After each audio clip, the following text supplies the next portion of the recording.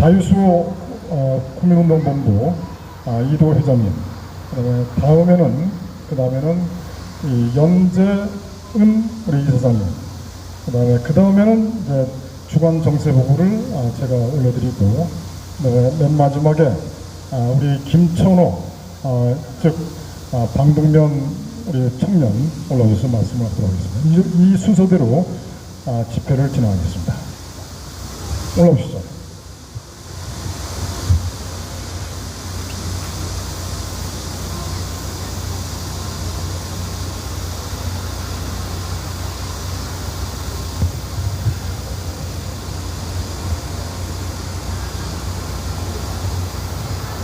멸공! 네. 어제 제가 대구에 그 국민의힘 전당대회에 갔다 왔습니다. 아까 국민의힘 얘기 환영하지 않는다고 그러지만 우리가 처한 입장이니까 여러분들 들어주시기 바랍니다. 그 중에서 여러 소감이 있습니다만은 딱 한 가지 중심으로서 제 말씀을 좀 드릴까 합니다. 우선 8명의 그 최고위원의 입장을 얘기를 했고 4분의 당대표 후보들이 말씀이 있었습니다. 그 중에서 저한테 쇼킹한 그 실망감을 준 사람이 조경태 부산 출신이죠. 그분이 육선 의원입니다. 우리나라 현재 야당에서 육선호는 조경태, 여당에서 육선호는 누구죠? 추미애 이렇습니다. 그런데 참고로 다들 아시겠지만 국회의에서는 그 연영이나 과거의 어떤 직책을 가렸다는 것도 중요하지만 그 중에서 몇 선 의원이냐가 가장 중요합니다. 우리 그 군대에서 잔밥 경력이라고 하는데요. 그 경력이 높으면은 다 그 밑에서 순응을 하는 그런 문화입니다. 예를 들면 지금 김문수 후보가 지금 당대표 후보로 나온 이분이 3선 의원인 거죠. 그리고 경기도지사이고 그런데도 불구하고 6선 의원 앞에서는 일을 달지 못하는 것이 현재 이 의회 문화입니다. 그런데 이분이 뭐라고 했느냐면은 왜들 그 증명이 안 된 부정선거 가지고 이렇게 얘기를 떠드느냐. 그걸 부정선거 음모론이라고 하더라고요. 부정선거를 문제를 하고 있는 후보들 이걸 안 된다 이런 쪽에 이제 비판이었었어요. 그런데 여기서 중요한 것은 적어도 6선은 의원이고 그러면 증거를 대가지고 얘기하면 적어도 그 말을 하기 전에 내가 조사해보니까 혹은 내가 자기가 알고 있는 지식으로서 이러이러하니까 이거는 음모론에 불과하다 라고 해야 되는데 그 앞에서도 하나도 얘기 없어요. 그냥 음모론이라는 거야. 왜 부정선거 음모론 가지고 소위 이 당을 분해 공작을 하느냐 이런 얘기입니다. 그래서 제가 여러분들하고 그분한테 뭔가 좀 페이퍼를 써야 되겠다. 페이퍼를 써야 되겠다. 그런 생각을 하면서 우선 여러분께 말씀을 드리겠습니다.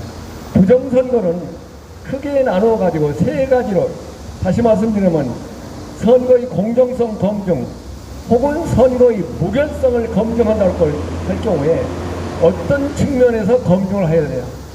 첫째는 제도적인 문제이겠죠. 법적인 제도나 이런 제도적인 면, 공직선거법이 어떻게 돼 있고 이런 문제. 그 다음에 중요한 건 또 선거 관리의 문제입니다. 사전투표에서는 어떻게 보관하고 또 운송을 어떻게 하고 하느냐. 그리고 사전투표를 관리를 하는 사람 그 조직이 어떻게 되느냐. 또 개표할 때 개표장에 나오는 분들이 실제 대한민국 국민이야 원래는 지방 공무원, 은행원 이런 분들이 공적으로 신뢰가 있는 분들이 일을 하도록 되어 있습니다. 그런데 뭐 얼마인지 뭐지만 있으면 중국인을 거기 넣었다는 얘기가 있지 않습니까? 그래서 이런 관리를 소위 조직 관리가 어떻게 되느냐? 투표 관리가 어떻게 이 관리 문제.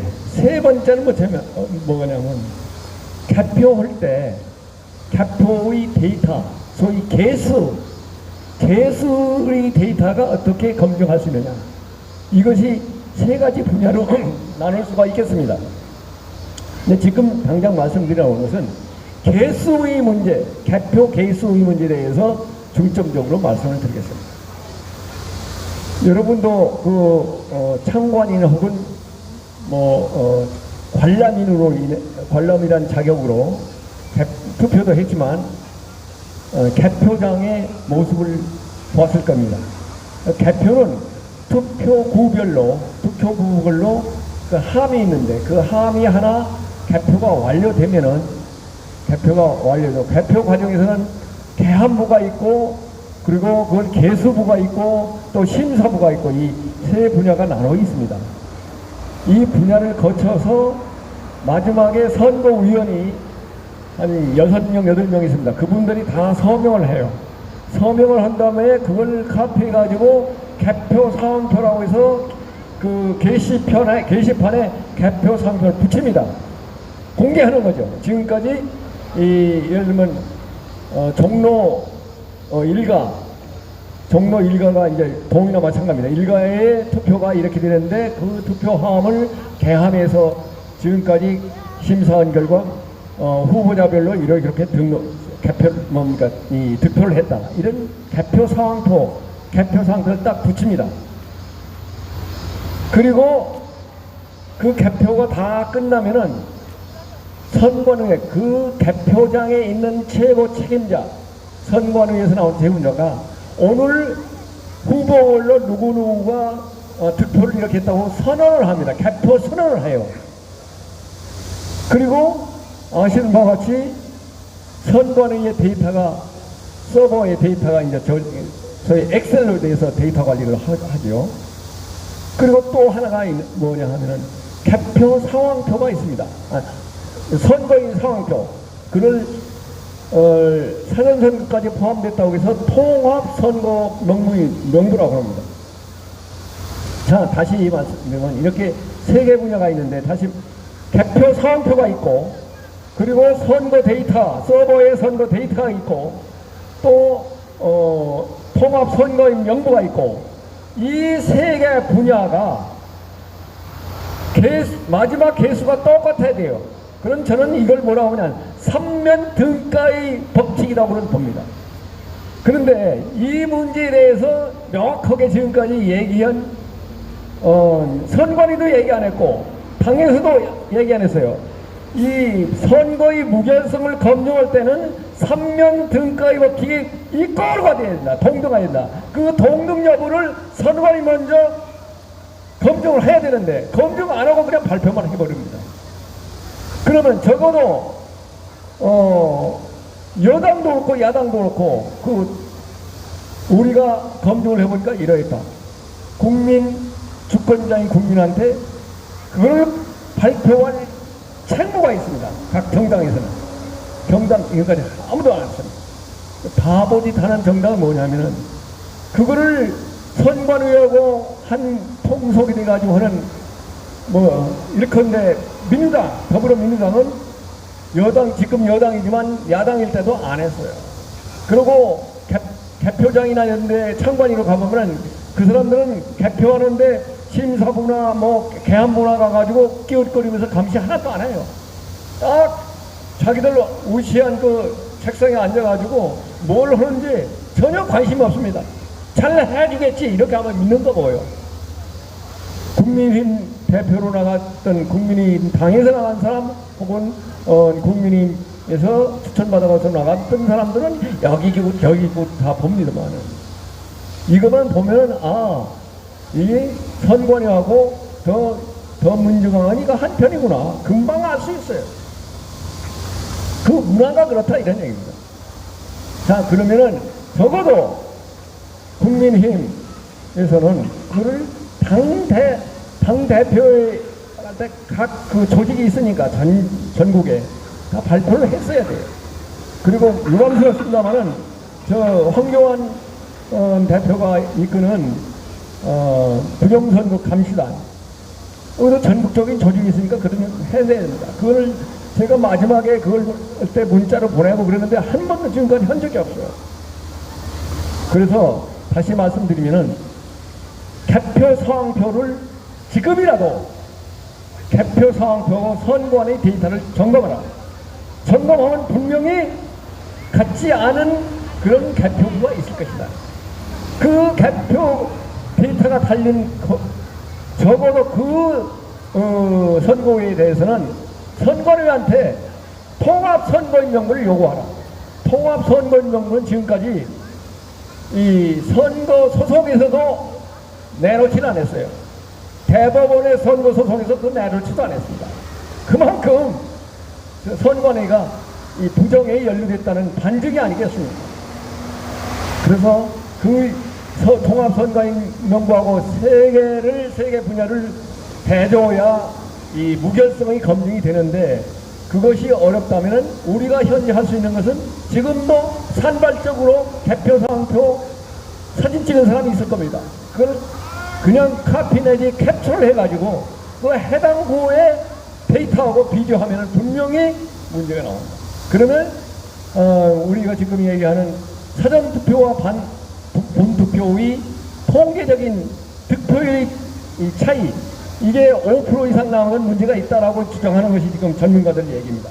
이걸 가지고 얘기를 할 때 이거 사전투표하는 사람은 민주당 지지하는 사람이 많이 갔어. 이런 쪽에 생각들이 다 깊숙이 박혀 있어요. 그래서 국민들이 잘 호응을 안 해. 그런데 누가 호응을 하느냐? 공부하는 학생, 외국인 이런 사람은 통계를 믿고 있거든요. 그래서 이번에도 연세대학교 경제학과인가요? 경영학과인가? 박상준인가? 박준성인가? 그 친구가 이제 이거는 맞다. 이건 통계적인 맞다. 그래서 장기환 박사가 그 얘기하니까 이거 맞습니다. 그래서 자기 아버지가 MBC 사장하고 어머니는 문재인 대통령 때 미디어 분야에 청와대에서 담당관을 보냈는데 불구하고 부모하고도 의견이 다른데 이건 나라를 위해서 이거 아닙니다 하고 손을 들고 나온 거예요. 그리고 2030 또 대학신당을 창당하는데 공동대표를 지금 뛰고 있지 않습니까? 이런 양심적인 세력이 나왔다는 것이 당연히 우리로서는 반가운 일이죠. 그럼에도 불구하고 어제 그 대구에서 이런 모습을 보고 이 사람들이 아직 깨어나지 못했구나. 자, 거기서 육수를 거니 그러니까 이 선거 당대표 내지 이 최고위원이 8사람 나오는데 그래서 5사람을 선거를 한다. 축제해야 되는데 축제 마당이 아니야. 더 지지자들이 와가지고 막 소리를 지금 앞에 나와가지고 대표들이 있어 연설한테도 야유하고 야단고 이게 축제 마당이 아니구나. 아주 서글펐습니다 제가. 거기 지지자도 문제지만 이게 어제 나온 그런 모습에 아주 성숙지도 안 했고 시스템이 제대로 안 했고 이런 정당 가지고 이 민주당하고 싸워서 이겼다는 것은 지가 이 어불성설이구나. 그런 어떤 그 한탄을 해서 하루빨리 적어도 이 선거에 대해서 지금 음모를 얘기하는 사람한테 이것이 아니다라는 얘기를 간단히 얘기할 수 있는 것이 삼면 등가위 법칙에 대해서 얘기할 수 있도록 해야 되겠다 해가지고 지금 준비를 하고 있습니다, 여러분. 그리고 또 아쉽게도 지금 그 이재명 정권에서 애교본에서는 실용주의를 나간다고 했어요. 실용주의. 실용주의 애교 노선이 단적으로 뭐냐 하면은 대만 해협에서 무력 충돌이 일어났을 때 우리는 상관없다. 이건 미국과 중국과의 관계지 우리는 거기 개입 안 되겠다 하는 것이 실용주의 애교의 핵심입니다. 여러분들 그렇게 해도 되겠습니까? 한미동맹 차원이 아니라 대한민국의 앞으로 안보 차원에서 대만이 먹히면은 그 다음에 대한민국이에요. 지금도 서해 70%가 중국의 좌지우지고 있습니다. 중앙관리수역이 지금 내용적으로는 협약상에는 어느 대한민국이나 중국도 그 수역에 대해서는 타치하지 말라 했는데 그 수역에서 4개의 구조물을 만들어 놨는데 그 구조물을 보자 그러니까 못 보게 하고 분명히 그거는 전쟁 준비에 관련된 전쟁 관련 기지가 아닌가 그런 저는 의심을 하지 않을 수 없는가 그런 상황이 제가 사실 뭐 정화사는 보다도 중국에서 3년만 근무했던 경험이 있었어요. 대사관에 파견 나가가지고. 그런데 그 사람들하고 사담을 나누다 보면은 앞으로 대한민국이 대만 다음에 조선성이 될 것이다 이러겠어요. 그리고 현재 시진핑이 내세우는 그 애교 노선이 뭐냐면 중화민족의 부흥이라고 했습니다. 중화민족의 부흥이라는 결단을 얻기 위해서 우리 같은 국회인데 그 국회에서 무슨 결례 역사 결의라는 것을 발언했어요. 역사 결의. 그래서 대만 통일이 자기 수군이기 때문에 2027년 3년이 만에 통일을 해냈다. 흡수 통일을 할 때 보관이요. 국민한테 약속입니다. 그런데 지금 신핑 세력이 아주 약화되고 뭐 여러 가지 문제가 있다고 봅니다만은 아직까지 공산당이 있는 한 우리는 안심할 수 없습니다. 자, 그래서 제가 말하는 핵심은 조금 빗나갔습니다만은 어제 그 더불어민주당의 애교 논선에 대해서 토의도 없었습니다. 그런 유감스러운 그런 말씀을 드리고 다음에는 적어도 이슈별로라도 이런 토의를 하는 그런 쪽에 좀 제안을 할까 합니다. 이상 간단히 말씀드렸습니다. 열공!